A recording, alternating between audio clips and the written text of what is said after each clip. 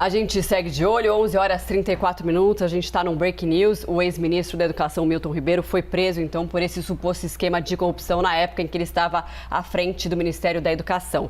E na época da denúncia, nós também trouxemos aqui no live uma apuração, da Renata Agostini e do Leandro Rezende, mostrando que os pastores tinham livre acesso ao MEC e que levaram 44 prefeitos para reuniões na pasta, Dani? E mais, Milton Ribeiro recebeu os pastores Gilmar Santos e Arilton Moura, esses que aparecem naquela tela que detalhei para vocês agora, pelo menos 19 vezes em 15 meses. Foram eles que supostamente, como expliquei, teriam negociado a liberação desses recursos para as prefeituras. Esse levantamento da Renata Agostini e do Leandro Rezende mostra também que mais de 40 prefeitos participaram de agendas com o ministro e com os pastores Arilton e o Gilmar.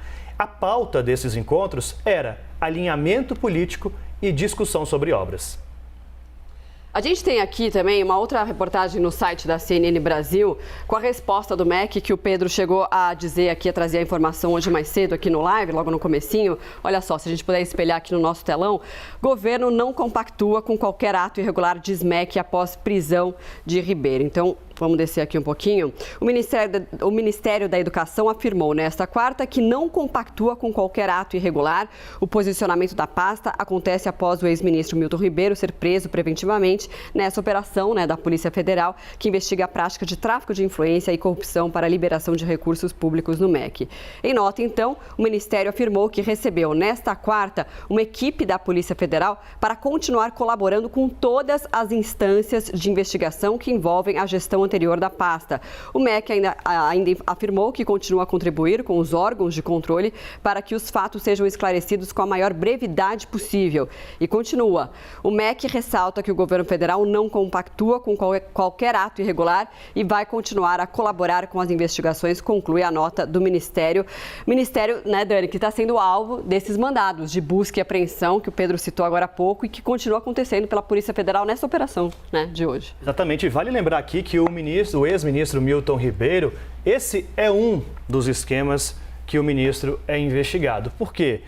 O ministro Milton Ribeiro, ex-ministro que deixou a pasta justamente por esse escândalo, ele também foi denunciado pela Procuradoria-Geral da República pelo crime de homofobia, quando numa entrevista para o jornal Estado de São Paulo, ele disse que homossexuais vinham de famílias desajustadas. Então, a Procuradoria-Geral da República denunciou à época, ainda era ministro da Educação, pelo crime de homofobia.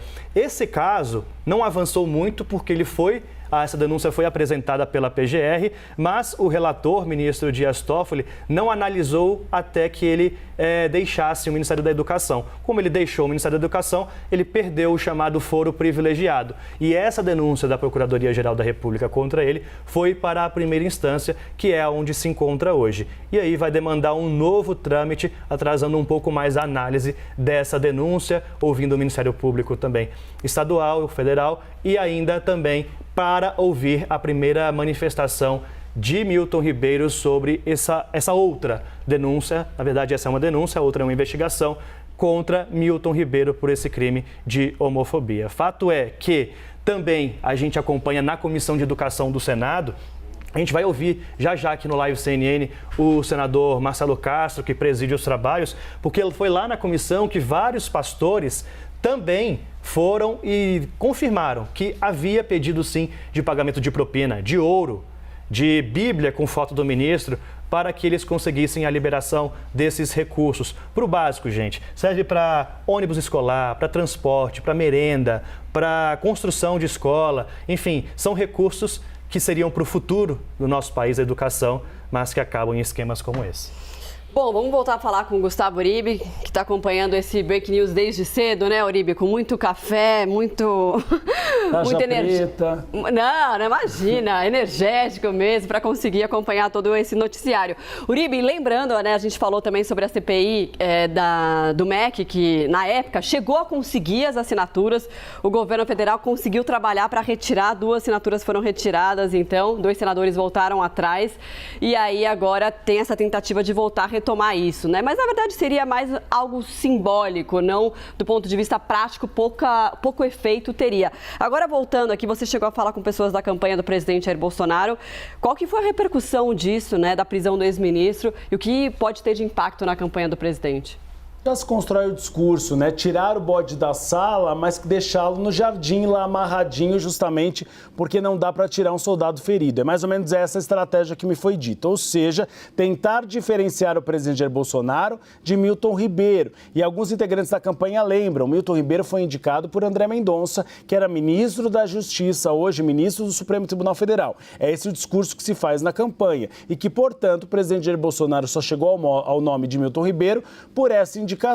E que Milton Ribeiro, a partir do momento que ele recebeu esses pastores no Ministério da Educação, ele pode ter cometido algumas ilegalidades, é isso que diz o presidente. Ele pode ter errado, tomara a Deus que não erre, mas que é uma questão dele, não tem a ver com o presidente. É mais ou menos a mesma estratégia da política de preços da Petrobras. O presidente Jair Bolsonaro colocando a responsabilidade da Petrobras e não nele. Então essa diferenciação é o âmago do discurso do presidente Jair Bolsonaro. Mas, ao mesmo tempo, não se pode também criticar diretamente Milton Ribeiro, porque Milton Ribeiro conhece as entranhas do governo federal. Milton Ribeiro é um nome do governo federal, inclusive, que poderia, eventualmente, se sentir ameaçado, fazer uma delação premiada. Então, sempre há essa preocupação, essa espécie de malabarismo verbal, de uma maneira distancia o presidente Jair Bolsonaro dele, mas não tanto. E há uma avaliação dentro da campanha que essa prisão ela acaba fortalecendo um discurso feito pelo Bloco do Centrão, sobretudo na campanha, Valdemar Costa Neto e Ciro Nogueira, que o presidente Jair Bolsonaro precisa abandonar um pouco a questão da pauta de costumes e focar na questão da economia, da alta da inflação, que esse discurso da pauta de costumes, de combate à corrupção, fica em 2018 e não chega nas eleições de agora. Mas, claro, os adversários do presidente Jair Bolsonaro vão explorar esse tema, já que um dos lemas que foi criado pelo presidente Jair Bolsonaro é que em seu governo não há corrupção. Mas nós vimos agora indícios fortes de irregularidades. Outro ponto que o presidente Jair Bolsonaro fala é a questão da Polícia Federal, que a Polícia Federal está funcionando, independente, mais ou menos o mesmo discurso de um governo Dilma Rousseff em relação ao Petrolão. Mas o que a gente observa é que um dos crimes incumbidos, um dos crimes atribuídos a Milton Ribeiro é a questão da prevaricação. E prevaricação é quando o ministro sabia eventualmente de irregularidades e não levou à investigação. Então também enfraquece um pouco esse discurso de que a investigação ocorria com o consentimento de todos dentro do governo federal. Talvez não do ministro Milton Ribeiro.